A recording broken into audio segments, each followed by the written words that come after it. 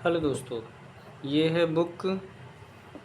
एक बुक का नाम है स्वतंत्र भारत में राजनीति। कक्षा 12वीं की राजनीति विज्ञान की पाठ्य पुस्तक है, जिसमें से बहुत सारे फैक्ट भी आते हैं और कंसेप्ट भी आते हैं एग्ज़ाम में। दूसरा चैप्टर हम पढ़ने जा रहे हैं, एक दल के प्रभुत्व का दौर।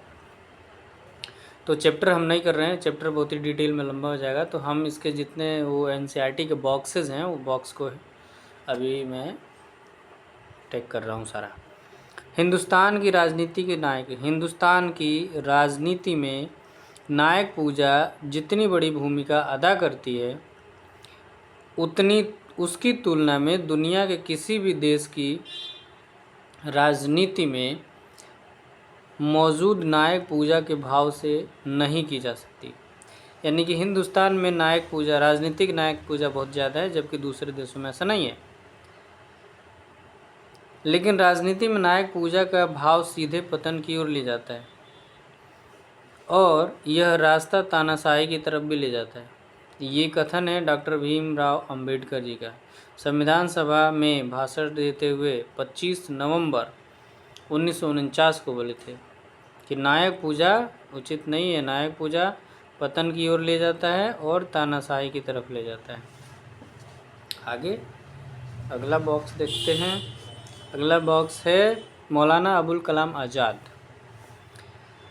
मौलाना अबुल कलाम आज़ाद का मूल नाम था अबुल कलाम मोहिउद्दीन अहमद। अबुल कलाम मोहिउद्दीन अहमद इस्लाम के विद्वान, पढ़े लिखे थे, स्वतंत्रता सेनानी और कांग्रेस के नेता थे। हिंदू मुस्लिम एकता के प्रतिपादक थे। हिंदू मुस्लिम एकता के प्रतिपादक थे। विभाजन के विरोधी थे। संविधान सभा के सदस्य थे। स्वतंत्र भारत में बने पहले मंत्रिमंडल में शिक्षा मंत्री थे। तो स्वतंत्र भारत के पहले कैबिनेट मिनिस्ट्री में शिक्षा मंत्री कौन थे? मौलाना अबुल कलाम आज़ाद। अगला एनसीईआरटी बॉक्स क्या कहता है? अगला एनसीईआरटी है राजकुमारी अमृत कौर। राजकुमारी अमृत कौर ये स्वास्थ्य मंत्री रहीं पहले प्रधानमंत्री के पीरियड में, कैबिनेट मंत्री। गांधीवादी स्वतंत्रता सेनानी, मतलब इनका विचारधारा है। कपूरथला के राज परिवार में जन्म। विरासत में माता से ईसाई धर्म मिला।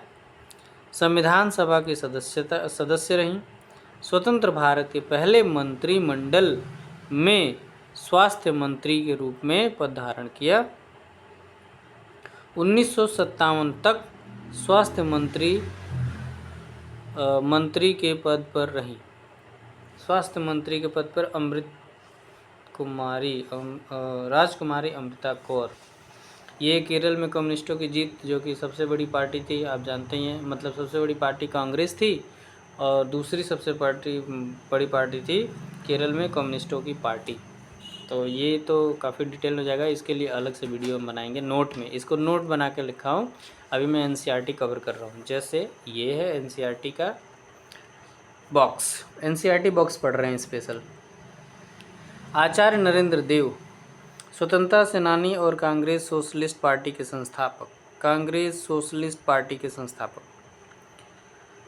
और स्वराज पार्टी के संस्थापक कौन है? स्वराज पार्टी आप लोग जानते हैं, जब गांधी जी ने असहयोग चौरी चौरा कांड जब हुआ था, वापस ले लिए थे, तो उस समय बहुत सारा छिन्न भिन्न हो गया था। तो उस समय नेहरू जी और एक का नाम आप बताइए। एक तो मोतीलाल नेहरू जी थे और दूसरे जिनको अध्यक्ष पद पे चुना गया था, वहाँ पे आप खुद बताइए। स्वराज पार्टी अलग है और कांग्रेस सोशलिस्ट पार्टी अलग है। तो आचार्य नरेंद्र देव कांग्रेस सोशलिस्ट पार्टी के संस्थापक रहे। आज़ादी आंदोलन के दौरान कई बार उन्हें जेल जाना पड़ा। किसान आंदोलन में सक्रिय भागीदारी। बौद्ध धर्म के विद्वान थे और आज़ादी के बाद पहले सोशलिस्ट पार्टी और बाद में प्रजा सोशलिस्ट पार्टी। आज़ादी के बाद पहले सोशलिस्ट पार्टी का और बाद में प्रजा सोशलिस्ट पार्टी का नेतृत्व किए। ओके, सोशलिस्ट पार्टी के बारे में इतना सारा डिटेल है, हम इसको बाद में कवर करेंगे नोट्स के माध्यम से। अभी हम बॉक्स पढ़ रहे हैं।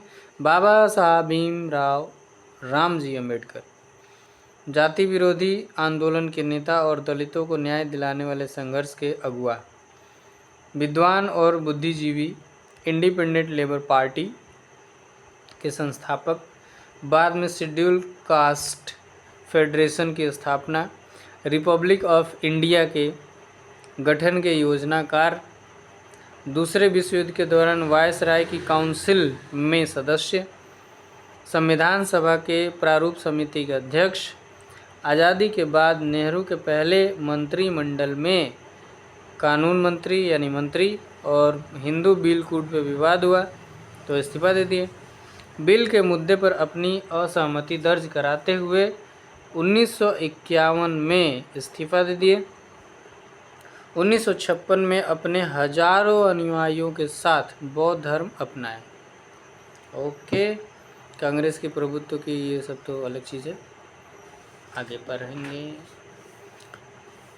रफ़ी अहमद किदवई रफ़ी अहमद किदवई उत्तर प्रदेश कांग्रेस के नेता थे। प्रांतीय सरकार यानी 1937 में जो प्रांतीय चुनाव हुए थे उसमें सरकार में मंत्री थे। 1946 के दौरान 1946 में दोबारा मंत्री बने। 37 में भी रहे, 37 की प्रांतीय सरकार में, और 46 से जब मंत्रिमंडल स्थापित हुआ फिर से उसमें मंत्री बने। स्वतंत्र भारत के पहले मंत्रिमंडल में संचार मंत्री थे। संचार मंत्री कौन है? तो रफ़ी अहमद किदवई। और बाद में खाद्य एवं कृषि मंत्री भी बने। ये कौन है? ए.के. गोपालन केरल के कम्युनिस्ट पार्टी के नेता हैं।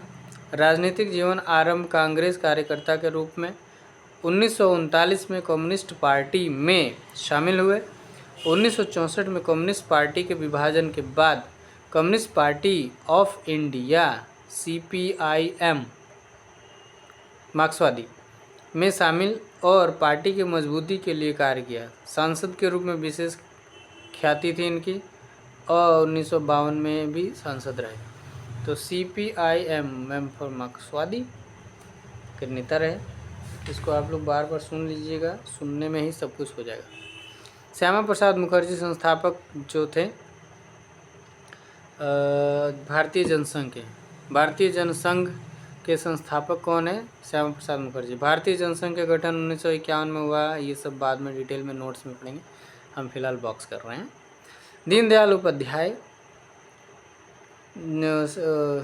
1942 से राष्ट्रीय स्वयंसेवक संघ के पूर्णकालिक कार्यकर्ता रहे। भारतीय जनसंघ के संस्थापक सदस्य रहे और भारत जनसंघ में रहने पहले महासचिव, फिर अध्यक्ष, महासचिव भी बने, अध्यक्ष भी बने। समग्र मानवतावाद सिद्धांत के प्रेरणा स्रोत हैं। तो ये क्वेश्चन पता नहीं किसी पेपर में आता है कि समग्र मानवतावाद सिद्धांत के प्रणेता कौन है? तो यह हैं दीनदयाल उपाध्याय जी। और श्यामा प्रसाद मुखर्जी के टीम के साथ थे, क्योंकि श्यामा प्रसाद मुखर्जी ने संस्थापना किया क्या चीज़ का? भारतीय जनसंघ का 1951। ये रहा भारतीय जनसंघ के संस्थापक सदस्य थे। उसमें संस्थापक कौन रहे? मेन श्यामा प्रसाद मुखर्जी। ओके, अगला बॉक्स क्या कह रहे हैं? डन, एक और है, फिर चैप्टर ख़त्म हो जाएगा, अगले चैप्टर में जाएंगे। श्यामा प्रसाद मुखर्जी हिंदू महासभा के नेता, भारतीय जनसंघ के संस्थापक जो कि 1951 में, स्वतंत्रता के बाद नेहरू के पहले मंत्रिमंडल में मंत्री, पाकिस्तान के साथ संबंधों को लेकर अपने मतभेद के चलते 1950 में इस्तीफा दे दिया। संविधान सभा के सदस्य रहे, लोकसभा के सदस्य रहे। कश्मीर के स्वायत्तता देने के खिलाफ थे, यानी कश्मीर को स्वायत्तता नहीं देनी चाहिए, ये थे श्यामा प्रसाद मुखर्जी। पाकिस्तान में की उलझन में लेके इनको जेल भी जाना पड़ा। कश्मीर नीति पर जनसंघ के प्रदर्शन के दौरान गिरफ्तार हुए और हिरासत में मौत हो गई। यानी श्यामा प्रसाद मुखर्जी कश्मीरी नीति पर जनसंघ जो चल रहा था उसके प्रदर्शन के दौरान गिरफ्तारी हुई और हिरासत में ही इनकी मौत हो गई थी। ओके, अब अगला चैप्टर का एनसीईआरटी बॉक्स बनाएंगे नियोजित विकास की राजनीति। फिलहाल के लिए थैंक यू। अगला टॉपिक देखते हैं।